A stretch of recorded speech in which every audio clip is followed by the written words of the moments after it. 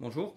Alors aujourd'hui, on se retrouve pour une nouvelle vidéo et on va parler de la sécurité quand on doit prendre un véhicule, quand on arrive par exemple à l'aéroport et quand on est seul, qu'on soit une femme ou un homme, on peut être confronté à des personnes qui se font passer pour des chauffeurs de taxi et avec qui tu vas monter et qui peuvent être dangereux, qui peuvent être là pour ou t'agresser ou te voler.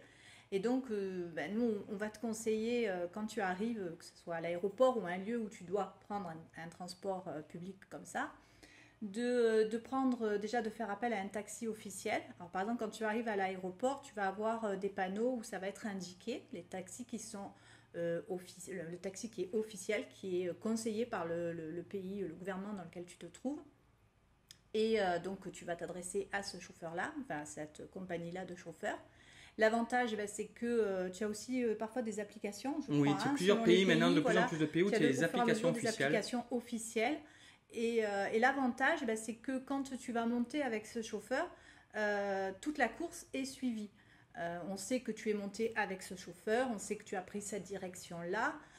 Donc, s'il t'arrive quelque chose pendant le trajet, voilà, tu as cette Et puis, sécurité-là. comme les applications de Taximi, etc., c'est vrai que tu sais d'avance combien tu payes, Voilà, tu as la note, tu tu as la sais photo le du prix, chauffeur. tu vois la photo du chauffeur.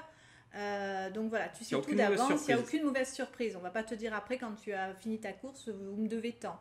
C'est voilà, tout est bien prévu d'avance et c'est vrai que ça c'est quand même très sécurisant, surtout quand tu es seul, de savoir que tu montes avec, voilà, tu montes avec un étranger, mais que quelque part tout est suivi de A jusqu'à Z. Après, tu as la solution, bien sûr, des VTC. Nous, on prend beaucoup maintenant les Voilà, nous on VTC, prend beaucoup que ce Uber, soit Uber, Grab. Grab, Cabify, selon les pays. Grab, c'est en Asie du Sud-Est. Uber n'y est plus. D'ailleurs, ça a été pris par Grab. Uber, voilà, c'est un peu partout dans le monde, sauf dans cette zone-là.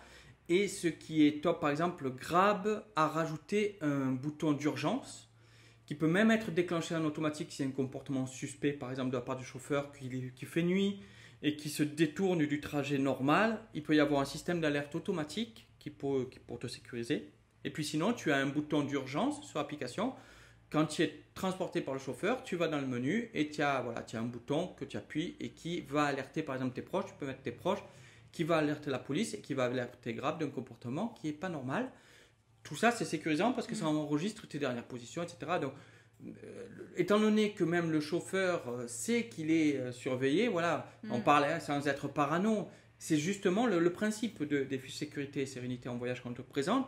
C'est sachant qu'il y a des sécurités comme ça à côté, ça t'évite d'être parano parce que tu peux te dire, ouais, mais ça va, il ne faut pas être parano, un taxi, il n'est pas là pour te faire du Oui, mal. après, ça dépend des pays, je veux dire. Voilà, Quand, tu vas par exemple en Colombie, il y a une arnaque qui est connue qui s'appelle la promenade du millionnaire.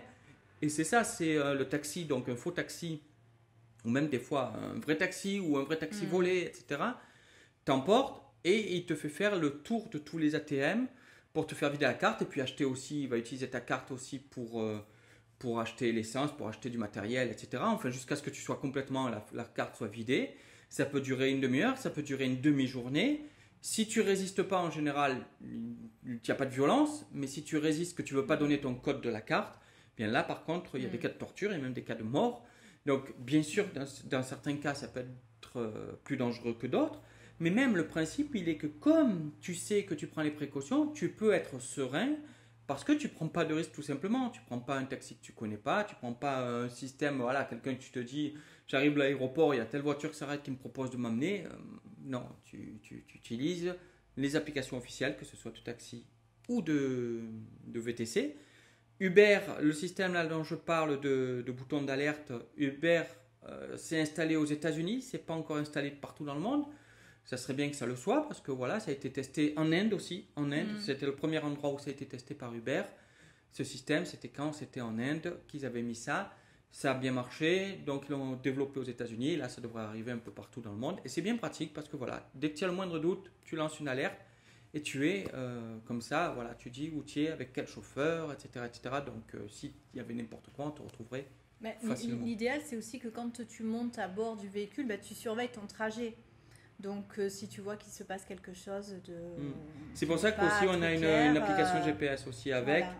Au moins, on utilise sans data l'application GPS, quel que soit l'endroit. Et si on voit que on s'éloigne trop de la route, au moins, on sait qu'il y a quelque chose. Et puis même, ça montre à la personne que tu surveilles aussi, que tu fais attention. Il n'y a pas que le fait pour te faire enlever. C'est bon, un VTC, il n'y a pas de risque. Mais c'est vrai que par exemple, si tu prends un taxi normal, sans application, si tu utilises une application de GPS et que tu montres à la personne que tu surveilles, c'est ce qu'on faisait. Il se dit, bon, ben, je ne vais pas pouvoir la pâter à faire des détours et à lui faire payer le double pour aller à l'endroit.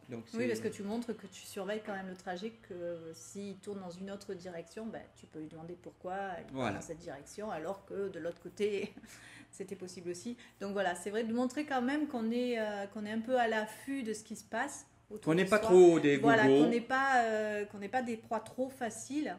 Et je trouve que c'est sécurisant, surtout quand on est seul et qu'on doit, en pleine nuit ou quand on arrive fatigué d'un long vol, prendre un taxi. Et puis voilà, c'est ne serait-ce que ça. Pas. Quand tu arrives à un taxi, si tu as une appli officielle qui te dit le prix, qui te dit le chauffeur que tu as, etc., bah, tu montes, tu regardes la tête du chauffeur, tu vois si c'est la même que l'application, hein, au pire.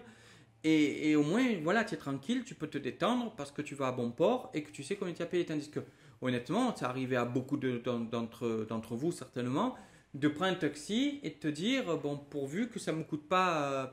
Oui, de ne pas savoir combien ça va te coûter, c'est quand même gênant. Donc voilà, petites astuces qui sont bien pratiques quand tu dois prendre un taxi ou un VTC. Donc, je te souhaite bon voyage et on te dit à bientôt. À bientôt dans une prochaine vidéo. Bye bye. Bye bye.